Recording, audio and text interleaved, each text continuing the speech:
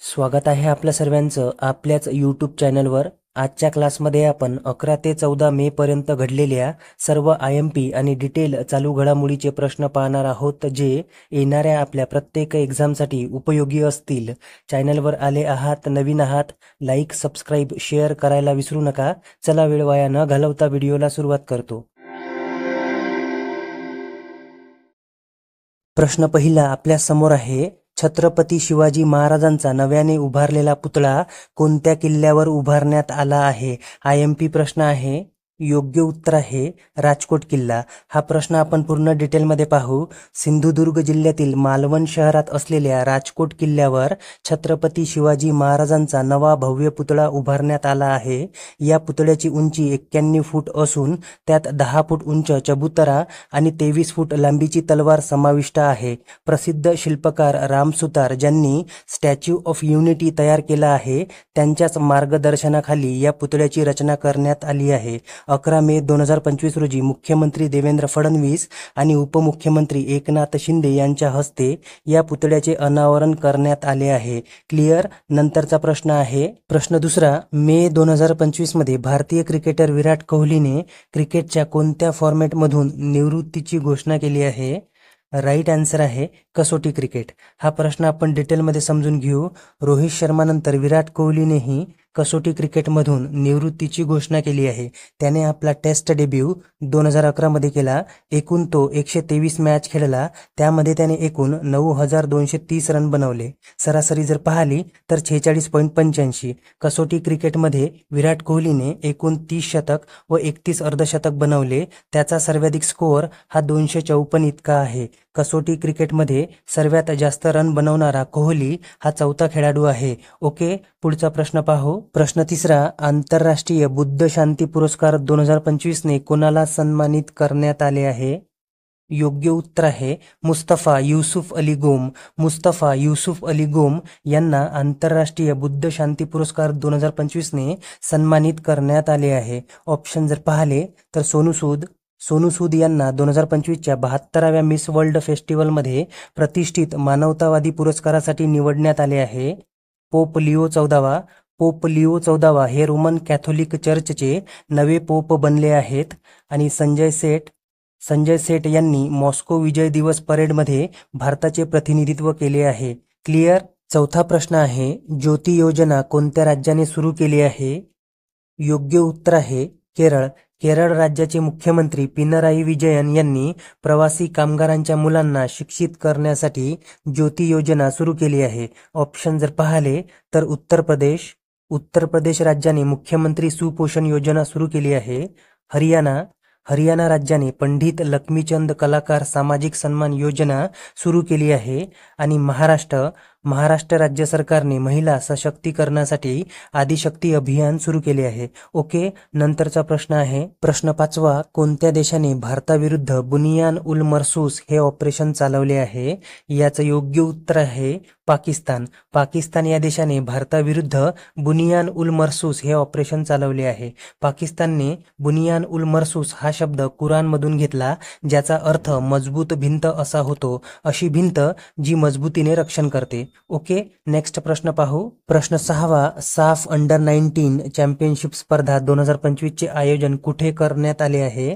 याचा right answer असणार आहे अरुणाचल प्रदेश। साफ अंडर 19 चॅम्पियनशिप स्पर्धा 2025 चे आयोजन अरुणाचल प्रदेश राज्यात करण्यात आले आहे। साफ म्हणजे साऊथ एशियन फुटबॉल फेडरेशन, याची स्थापना 1997 मध्ये झाली। याचे मुख्यालय ढाका बांगलादेश येथे स्थित आहे। सदस्य देश आहेत भारत, बांगलादेश, नेपाळ, श्रीलंका, मालदीव, भूतान आणि पाकिस्तान। क्लिअर। सातवा प्रश्न आहे, वर्ल्ड ज्युरिस्ट असोसिएशनच्या मेडल ऑफ ऑनरने सन्मानित होणारे पहिले भारतीय वकील कोण आहेत? योग्य उत्तर आहे भुवन रुबू।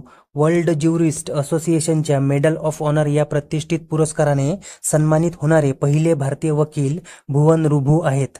बालहक्कांसाठी केलेल्या उल्लेखनीय कार्यांचा गौरव करण्यासाठी या पुरस्काराने त्यांना सन्मानित करण्यात आले आहे। ओके, पुढचा प्रश्न आहे प्रश्न 8वा, ऑपरेशन सिंदूर थांबवण्यासाठी कोणत्या देशाने मध्यस्थी केली?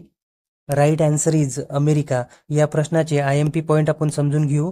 ऑपरेशन सिंदूर भारताने पाकिस्तानातील दहशतवाद विरोधी चालवलेले एक अभियान आहे. अमेरिकेच्या मध्यस्थीने 5 दिवसानंतर हे ऑपरेशन थांबवण्यात आले. ऑप्शन जर पाहिले तर भारत हा जगातला तिसरा सर्वात मोठा वाहन उत्पादक देश बनला आहे. तर प्रथम स्थानावर चीन आणि दुसऱ्या स्थानावर अमेरिका आहे. व्हिएतनाम या देशाने भारतीय व्यावसायिकांना आणि पर्यटकांना आकर्षित करण्यासाठी 10 वर्षीय गोल्डन व्हिसा सेवा सुरू केली आहे. आणि निकारागुआ हा देश नुकताच युनेस्कोमधून बाहेर पडला आहे. ओके, नंतरचा प्रश्न पाहू. प्रश्न 9. IMFच्या आकडेवारीनुसार भारत 2025 मध्ये कोणत्या देशाला मागे टाकत जगाची चौथी अर्थव्यवस्था बनणार आहे? योग्य उत्तर आहे जपान. IMFच्या आकडेवारीनुसार भारत 2025 मध्ये जपान या देशाला मागे टाकत जगाची चौथी अर्थव्यवस्था बनणार आहे. ओके, पुढचा प्रश्न आहे प्रश्न 10. श्रीलंका महिला त्रिकोणीय शृंखला क्रिकेट स्पर्धा 2025 कोणत्या देशाने जिंकली? Right answer is Bharat. Sri Lanka महिला त्रिकोणीय शृंखला क्रिकेट स्पर्धा 2025 भारताने जिंकली आहे. या स्पर्धेचे आयोजन श्रीलंका येथे करण्यात आले. या स्पर्धेमध्ये एकूण 3 संघ सहभागी होते. भारत, श्रीलंका आणि दक्षिण आफ्रिका. विजेता आहे भारत आणि उपविजेता आहे श्रीलंका. या स्पर्धेमध्ये स्नेह राणा 15 विकेट्स घेऊन प्लेयर ऑफ द सिरीज ठरली. क्लिअर. 11वा प्रश्न आहे देशाचे 52वे सरन्यायाधीश म्हणून कोणाची नियुक्ती करण्यात आली आहे? मोस्ट IMP प्रश्न आहे आणि याचं योग्य उत्तर आहे भूषण गवई. हा प्रश्न आपण पूर्ण डिटेलमध्ये पाहू. भूषण गवईने 14 मे रोजी भारताच्या सरन्यायाधीश पदाची शपथ घेतली आहे. भूषण गवई हे भारताचे 52वे सरन्यायाधीश म्हणून काम पाहणार असून राष्ट्रपती द्रौपदी मुर्मूने त्यांना सरन्यायाधीश पदाची शपथ दिली आहे. त्यांनी संजीव खन्नाचे स्थान घेतले आहे. न्यायमूर्ती भूषण गवई यांचा जन्म अमरावती जिल्ह्यात 24 नोव्हेंबर 1960 मध्ये झाला. मुंबईत विधीचे शिक्षण घेतल्यानंतर त्यांनी 1985 मध्ये वकिलीची सुरुवात केली. करिअरच्या पहिल्या टप्प्यात त्यांनी मुंबई आणि अमरावतीमध्ये काम केले. ते 24 मे 2019ला सर्वोच्च न्यायालयाचे न्यायमूर्ती झाले. आता 14 मे 2025 रोजी त्यांनी सरन्यायाधीश पदाची शपथ घेतली आहे. ते 6 महिन्यासाठी या पदावर असतील. त्यानंतर 23 नोव्हेंबर 2025ला निवृत्त होतील. ते नागपूर बार असोसिएशनचे 3रे सदस्य आहेत. क्लिअर. नंतरचा प्रश्न आहे प्रश्न 12. भारतीय सेनाने लाहोर स्थित हवाई संरक्षण प्रणाली निष्क्रिय करण्यासाठी हारोप ड्रोनचा प्रयोग केला. हा ड्रोन कोणत्या देशाने विकसित केला आहे? IMP प्रश्न आहे. योग्य उत्तर आहे Israel.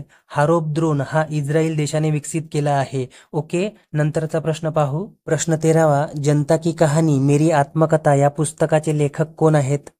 Right answer is Bandaru Dattatreya. Bandaru Dattatreya हे जनता की कहानी मेरी आत्मकथा या पुस्तकाचे लेखक आहेत. नुकतेच या पुस्तकाचे प्रकाशन जगदीप धनखड यांच्या हस्ते करण्यात आले आहे. बंडारू दत्तात्रेय हे हरियाणाचे राज्यपाल आहेत. क्लिअर. 14वा प्रश्न आहे राष्ट्रीय विधिक सेवा प्राधिकरणाचे अध्यक्ष कोणाला नियुक्त करण्यात आले आहे? IMP प्रश्न आहे. योग्य उत्तर आहे न्यायमूर्ती सूर्यकांत. राष्ट्रीय विधिक सेवा प्राधिकरणाचे नवे अध्यक्ष न्यायमूर्ती सूर्यकांत यांना नियुक्त करण्यात आले आहे. त्यांनी भूषण गवई यांचे स्थान घेतले आहे. राष्ट्रीय विधिक सेवा प्राधिकरण म्हणजे नालसा याची स्थापना 5 डिसेंबर 1995 मध्ये झाली. याचे मुख्यालय दिल्ली येथे स्थित आहे आणि अध्यक्ष आहेत न्यायमूर्ती सूर्यकांत. ओके, पुढचा प्रश्न पाहू. प्रश्न 15. भारतामध्ये संपूर्णपणे सौर ऊर्जेवर चालणारी पहिली विधानसभा कोणती बनणार आहे? मोस्ट IMP प्रश्न आहे. येणाऱ्या एक्झाम मध्ये हा प्रश्न विचारला जाईल. याचं योग्य उत्तर आहे दिल्ली विधानसभा. दिल्ली विधानसभा ही सौर ऊर्जेवर चालणारी देशाची पहिली विधानसभा बनणार आहे. दिल्लीचे उपराज्यपाल विनय कुमार सक्सेना आणि दिल्ली विधानसभा अध्यक्ष विजेंद्र गुप्ता यांनी या सौर प्रकल्पाची पायाभरणी केली. या सौर प्रकल्पाची क्षमता 500 किलोवॅटची आहे आणि हा सौर प्रकल्प वार्षिक 2 कोटी रुपयाची वीज बिलाची बचत करणार आहे. क्लिअर. नंतरचा आणि शेवटचा प्रश्न आहे प्रश्न 16. देशाचे पहिले भिकारी मुक्त शहर कोणते बनले आहे? IMP प्रश्न आहे. याचं योग्य उत्तर आहे इंदोर. इंदोर हे देशाचे पहिले भिकारी मुक्त शहर बनले आहे. इंदोर या शहरामध्ये भीक मागणे आणि देणे हे दोनही कायद्याने गुन्हा आहे. ओके, धन्यवाद विद्यार्थी मित्रांनो. Thanks for watching.